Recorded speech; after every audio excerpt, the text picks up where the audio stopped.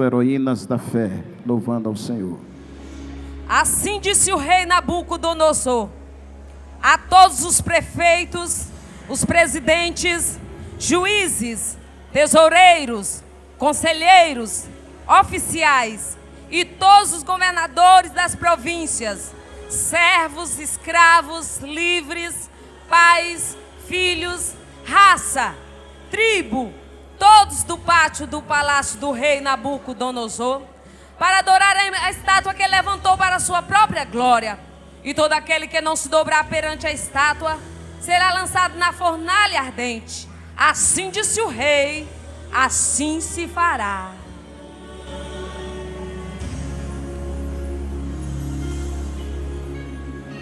Lá estavam os três, cheios de unção e de convicção, da cabeça aos pés, um olhando para o outro, dizendo: não vamos nos prostrar, ainda que custe a nossa vida, vamos ser fiéis. Começa os preparativos para a banda tocar, e a cada minuto que passa deles aumenta a fé.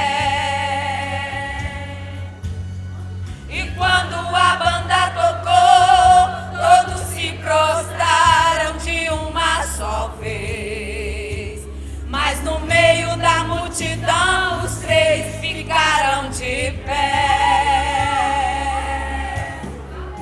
Rapidamente alguém já viu e ali ao rei fora informar: o Senhor não mandou se dobrar, mas tem gente aí no meio que não obedece. Mesmo sendo ameaçados de fornalha, eles ficam lá, com um brilho diferente até no olhar, e de pé na multidão eles permanecem. Chama-os aqui pra gente conversar, pois eu quero ver quem vai os livrar. Traga-os à minha presença, eu vou mostrar quem manda neste lugar. E lá vem os três, firmes sem temer, e não se importaram em viver ou morrer. Indignado, o rei Nabucodonosor começou a dizer: é verdade, Sadraque, Mesaque e Abidnego, que vocês não prestam culto aos meus deuses, nem adoram a imagem de ouro que eu mandei erguer? Pois agora, quando vocês ouvirem os instrumentos tocarem, se vocês se dispuserem a prostrar-se em terra e adorar a imagem que eu fiz, será melhor para vocês. Mas se não adoraram, será imediatamente atirado na fornalha em chama, e que Deus os poderá livrar das minhas mãos. Não necessitamos responder-te, ó rei, o Deus do céu é quem pode nos livrar. E se não ficar sabendo, ó rei, não serviremos aos teus deuses, nem vamos nos prostrar.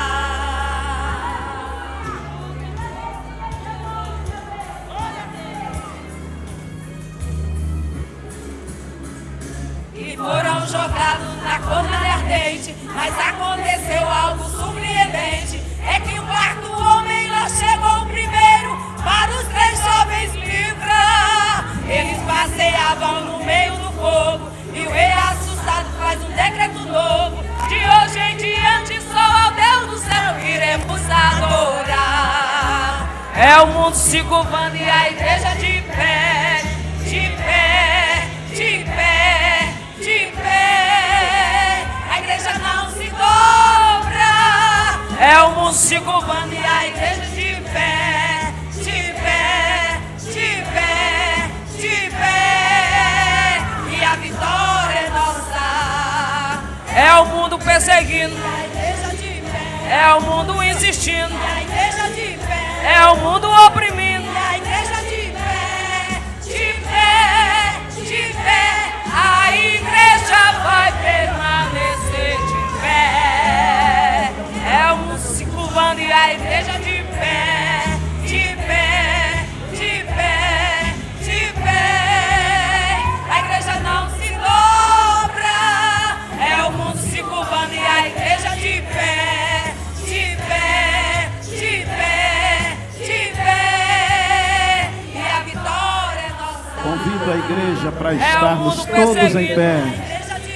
É o mundo insistindo. E a igreja de pé. É o mundo oprimindo. E a igreja de pé, de pé, de pé. A igreja vai permanecer de pé. Aleluia. Aleluia. Convidamos pastor Bezaliel para fazer uma oração. Neste momento nós vamos estar ouvindo a pregação da palavra de Deus com o pastor Serafim. Senhor nosso Deus e nosso Pai, nos apresentamos agora diante de Ti, Senhor, e nos inclinamos para ouvir a Tua palavra. Fala, Senhor, ao nosso coração, nas nossas necessidades, que sejamos edificados, Senhor. Usa o Teu servo como sempre tem usado. E a Tua palavra venha, Senhor, com o nosso coração para nos alegrar. E a Tua igreja, Senhor, continuar a marcha até o arrebatamento da igreja. Em nome de Jesus. Amém. Queridos irmãos, irmãs, nós saudamos com a doce, bendita e preciosa paz do Senhor. Nosso culto de boas-vindas, da abertura da nossa 62ª EBO, também da AGE, e o 29º encontro da UEMADEPI, também congresso, encontro de filhos de pastores. Nosso tema é um tema atuante, o preço da chamada ministerial. Entendemos que o nosso tempo já se alonga.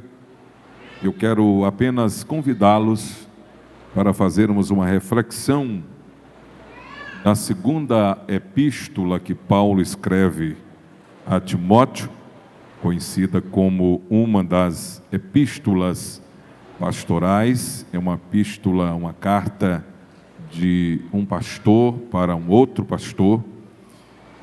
E Paulo, quando escreve esta segunda epístola, era uma época de perseguição, onde Nero estava assolando e tentando parar com o crescimento do cristianismo, com a expansão do cristianismo.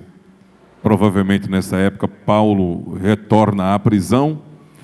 Da prisão ele escreve uma carta de cunho pastoral, convidando Timóteo. A segunda carta ele começa a convidar Timóteo para aprender e fortalecer a sua fé. Ele cita algumas coisas que Timóteo já conhecia, e agora ele convida Timóteo no capítulo 2 para sofrer as aflições como um bom soldado de Jesus Cristo. Do versículo 15, que é um dos versículos do nosso tema, do segundo capítulo da segunda carta a Timóteo, Paulo diz: procura apresentar-te a Deus aprovado como obreiro, que não tem de que se envergonhar e que maneja bem a palavra da verdade. Qualquer tarefa designada por Deus, de fato, existe um preço, existe uma renúncia, pois quando Paulo escreve esta carta, ele tem um legado para deixar a Timóteo, mas sobretudo uma experiência dos sofrimentos que ele passara do ministério. Sobretudo, Paulo não chama o ministério de sofrimento. Ele diz que ministério, chamada ministerial, o Novo Testamento, ao todo o Novo Testamento, se aplica a chamada ministerial, é apresentada de algumas características. A primeira característica de um chamado ministerial é que é uma chamada divina. Quando esta chamada é uma chamada divina, não é uma incumbência outorgada de uma igreja, de uma convenção, de um segmento. O próprio Deus chama, o próprio Deus convida, o próprio Deus designa. Claro que a igreja reconhece esta chamada que há neste servo de Deus e o ministério envia, separa, pois foi assim que o Espírito Santo usou na igreja, no capítulo 3 do livro de Atos dos Apóstolos. O Espírito Santo poderia citar direto, mas ele falou no meio da congregação, no meio da igreja, para que a igreja e o ministério pudesse reconhecer que tinha uma chamada na vida de Paulo e Barnabé.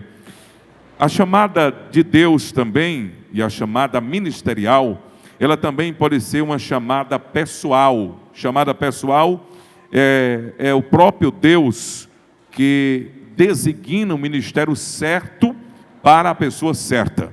É bem verdade que algumas pessoas não entenderam ainda que ministério Deus designou para ele. E nunca nós vamos consertar a pastores que deveria exercer o ministério de evangelista. E, na verdade, evangelista, ainda há uma situação de pessoas discutindo se seria uma função ou se seria um dom ministerial. O fato é que a Bíblia fala sobre dons ministeriais, pastores, doutores, mestres, e evangelista e profeta está dentre esses dons ministeriais. E a Bíblia é muito categórica em fazer essas afirmações, que a chamada pessoal é quando Deus designa esta missão, esta chamada para as pessoas. Paulo fala também sobre a chamada soberana. Chamada soberana é quando nós reconhecemos que o soberano tem domínio e não podemos entender isso como uma obrigação, mas sentirmos como gratidão de sermos escolhidos para o serviço do nosso Deus, o serviço do nosso Mestre. Então, no Novo Testamento, há várias formas que a Bíblia nos apresenta como chamado. Neste capítulo, por exemplo, Paulo fala sobre um preparo, começa falando sobre a disciplina de um soldado, fala sobre a prontidão e a paciência de um lavrador que espera pacientemente, entretanto ele trabalha para esperar o fruto.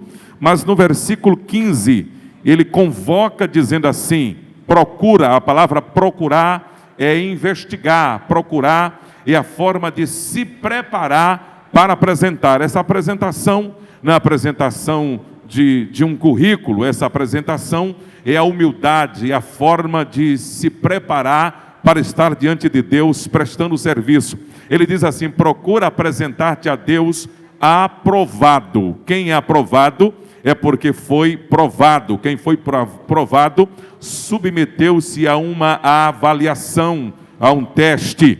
Procura apresentar-te a Deus aprovado como obreiro, que não tem de que se envergonhar, que tenha boa reputação, que maneja bem a palavra da verdade. Esta palavra manejar, no grego, ela significa colocar no esquadro, cortar corretamente, saber dividir, saber aplicar, saber coordenar aquilo para o qual ele foi chamado. O obreiro é obrigado a ter conhecimento da palavra que ele vai fazer manuseio.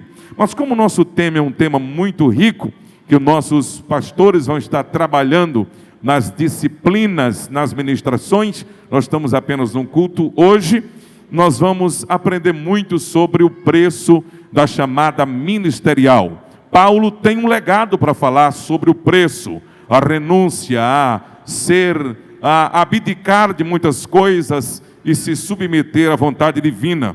Uma das coisas que Paulo diz no nosso tema que temos na referência, no capítulo de número 4, Paulo frisou algumas privações, algumas provações que ele intitula como provação comum que o obreiro passa, quando ele abraça esta chamada, quando ele recebe esta chamada, quando ele entende que foi chamado por Deus, o obreiro é diferenciado das outras pessoas. Há muitas coisas que o obreiro não pode fazer quanto as outras pessoas podem fazer. E não é sentir isto privado ou rejeitado. Por que eu não posso fazer isto? Porque você de fato é diferente.